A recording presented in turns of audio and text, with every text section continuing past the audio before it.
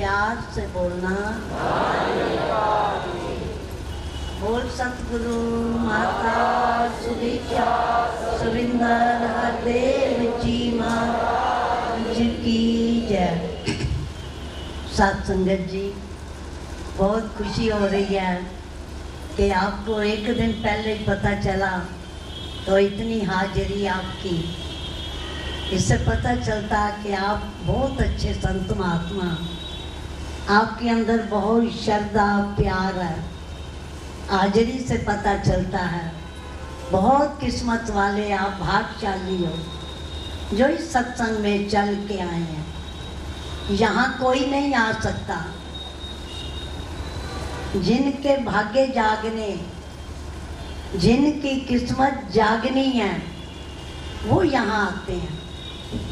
आप किस्मत वाले भाग्यशाली हो जो इस सत्संग में चल के आए हैं।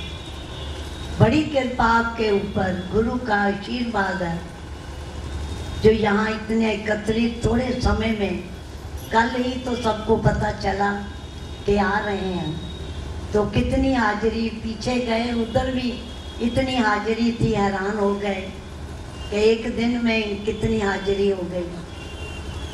बहुत ही भाग्यशाली किस्मत वाले हो।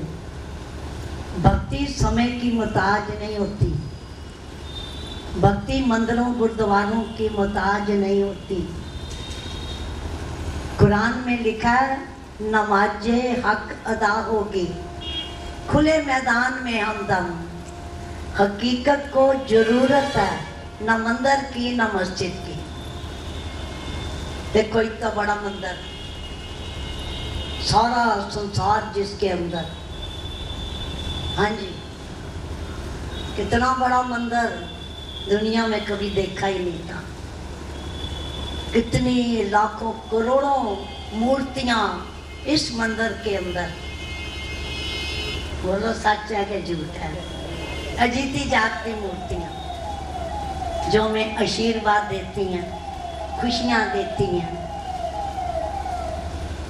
और हम आपके दर्शन कर रहे हैं इन मूर्तियों के।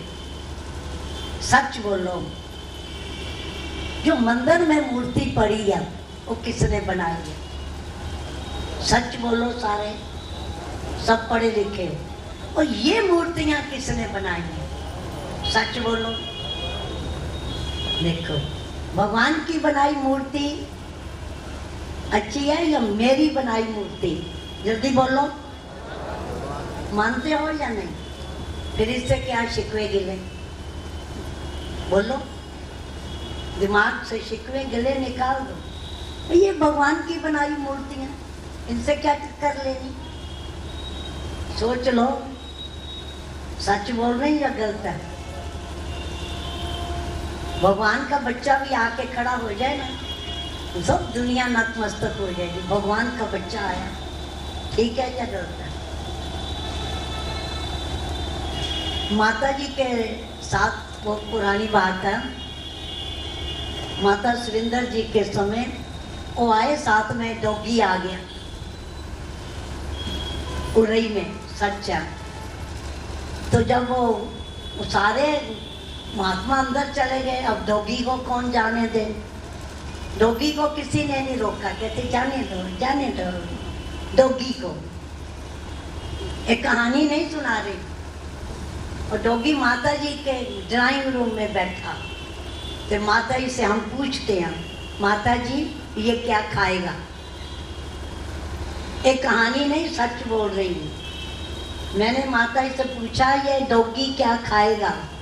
कहते आपने कुछ नहीं बनाना, इसका खाना मेरे साथ है, ये लो, ये बना के इसको दे दो। अंदर से निकाला, दिया, उसके आगे रखा। अब बात समझ आई? हम किसके डॉगी, किसके दर के डॉगी हैं? भगवान के। सच बोलो, झूठ नहीं बोलना है या नहीं? तो आप सब फिर पूजनीय हुए ना, हुए कि नहीं हुए?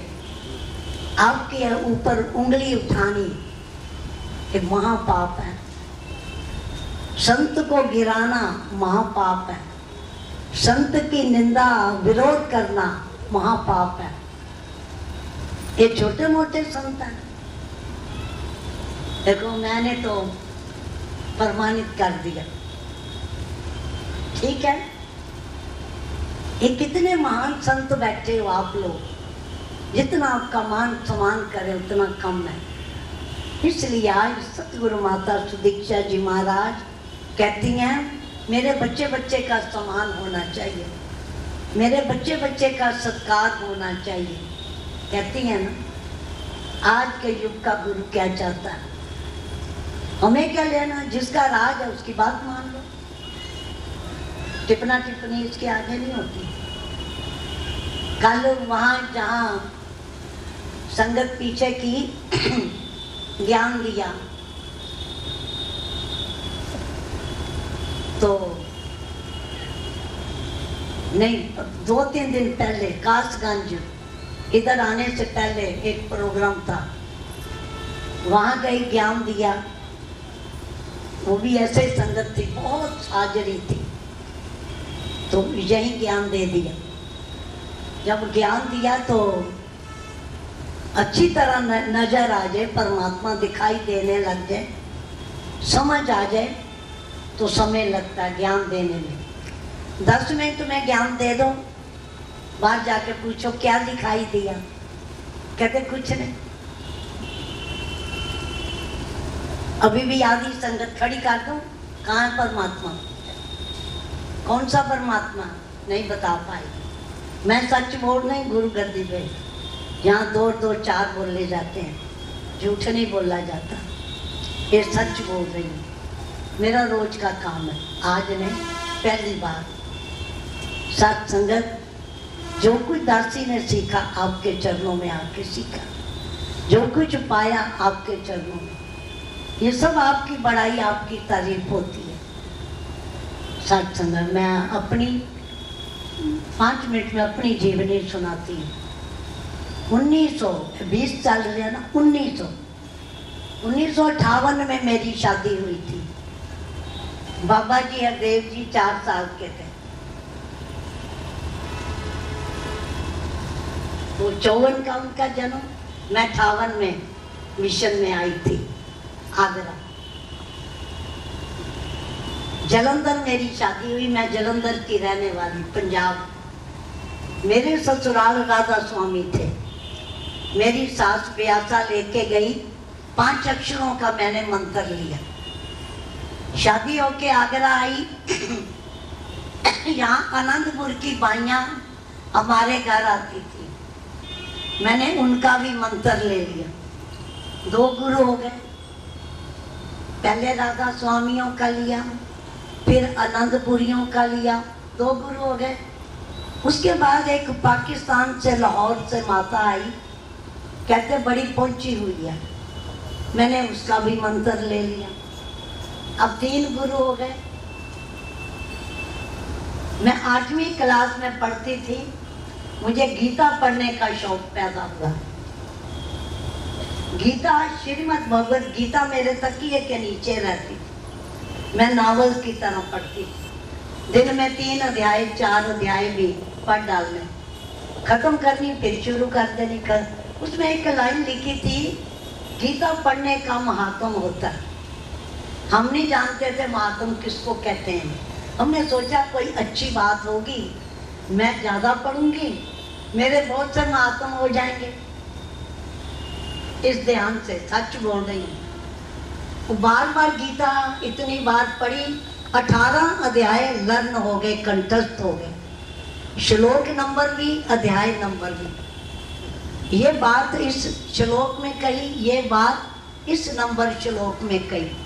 सारी गीता जवानी याद हो गई, लेकिन मैं गीता का सार नहीं समझ पाई, ज्ञान नहीं समझ पाई। जबकि सारी गीता में देखा देखा देखा शब्द लिखा हुआ है, देखा देखा देखा, हमने देखा शब्द ही उड़ा दिया गीता से। हाँ जी, क्या विचार है? कभी सुना किसी के मुंह से? भगवान कृष्ण जी कहते हैं भगवान को देखने के लिए मनुष्य जन्म मिला। हमें वो गुरु चाहिए जो दिखा दे, गीता का अध्याय 13 श्लोक नंबर 11। अर्जुन, भगवान को देखना ही ज्ञान है। देखना, एक एक मात्रा भी मैं आगे पीछे नहीं बोलती, रटी हुई लाइनें। देखना ही ज्ञान है, और जो इसके विपरीत है वो सब अज्ञान है। कहानी खत्म है। अब क्या क्वेश्चन करोगे? गीता से बोलो। उन्हें क्या देखने के अलावा जितना संसार भक्तियां कर रहा है सब अज्ञान है, सब अज्ञान। ए लाइन के नीचे मैंने अंडरलाइनें कर रखी।